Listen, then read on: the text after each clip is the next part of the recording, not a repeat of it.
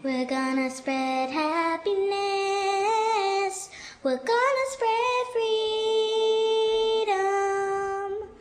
Obama's gonna change it. Obama's gonna lead 'em. We're gonna change it and rearrange it. We're gonna change the world.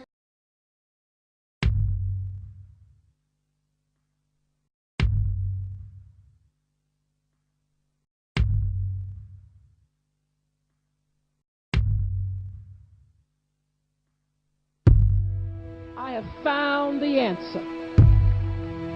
It is the same question that our nation is asking. Are you the one? Are you the one? I'm here to tell you, Iowa, he is the one. He is the one. Barack Obama.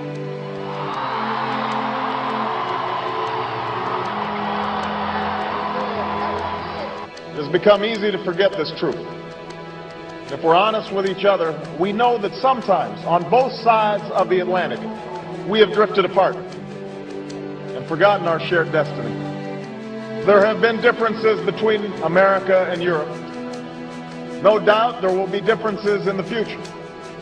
But the burdens of global citizenship continue to bind us together.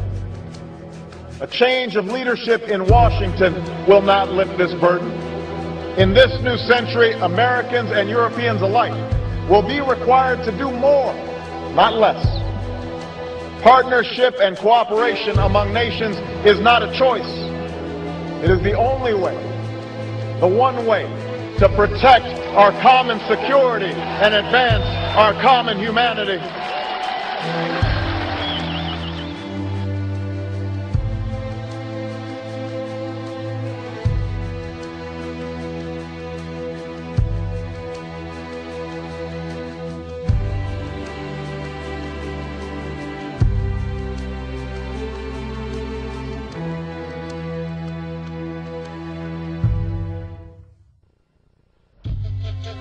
Tonight, a proposal for an expanded so-called free trade zone from Alaska to the tip of South America. It's a plan from the business elites, the political elites, that will cost more American jobs, cost American sovereignty, but it would fulfill the president's father's vision. We have before us the opportunity to forge for ourselves and for future generations a new world order. As Iraq veterans against the war, we are resisting an occupation we once risked our lives for.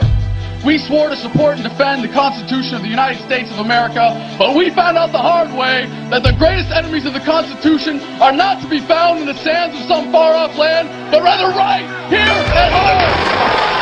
We are inspiring a generation of young Americans to find a better way to serve their country than dying for empire.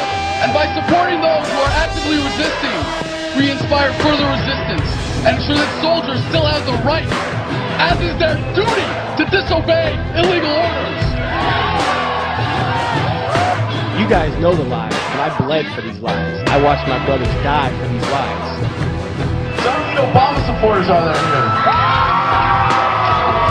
Obama for change, right? Obama to end the war, right? Well, I have some bad news about Obama too. The anti-war candidate, right? He wants to keep 40,000 troops in Iraq indefinitely. He wants to continue the occupation, interfere with Iraqi sovereignty. He wants to increase reliance on private contractor mercenaries like Blackwater, the guys that have all those incidents one after another killing Iraqi civilians. I mean, if you look at Obama's voting record, I mean, he has voted to, not to end the war. He has voted to finance the war. But he is every bit as much of an intervention. He wants to send more troops in Afghanistan. He wants to broaden the military. So I think it's a fraud what he's talking about. President Bush has talked about our staging in Iraq for 50 years. Maybe 100. I can find the Some people, like the senator, he thinks we should be there for 100 years if necessary. How can he commit the young people of this world 5 more generations to be in Iraq if it's necessary? I say it's time to come home. Senator McCain, I believe U.S. Troop levels need to increase, and I've, for at least a year now, have called for 2 additional brigades, perhaps 3. It's time for us to withdraw some of our combat troops out of Iraq, deploy them here in Afghanistan, and I think we have to seize that opportunity. I believe this has to be our central focus, the central front on our battle against terrorism.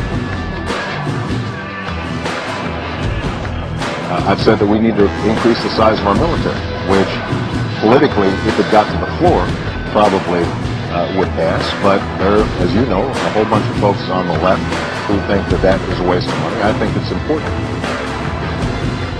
So look out. Believe me, that war is not over. I condemn Russian aggression. Today I reiterate my demand that Russia abide by the ceasefire. Russia must know that its actions will have consequences.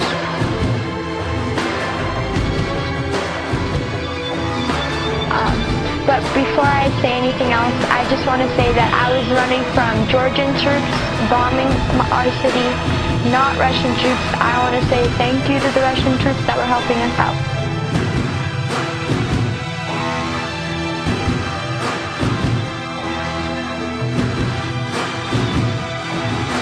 When we are successful, and we will be, we have a real chance at this new world order.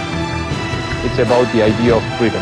It's about the future of the whole region. It's about the future of Europe and a new world order. And are we at one of those moments in history in which there is the necessity for a new world order? There's a need for a new world order.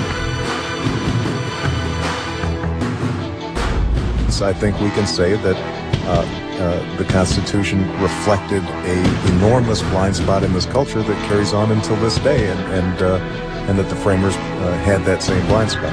It is an imperfect document, and I think it is a document that reflects some deep flaws.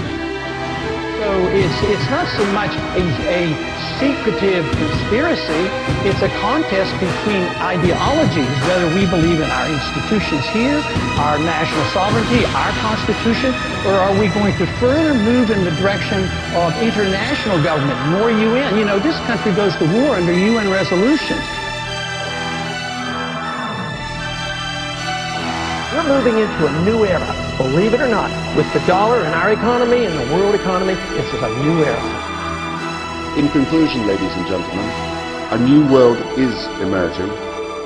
It is a new world order with significantly different and radically new challenges for the future.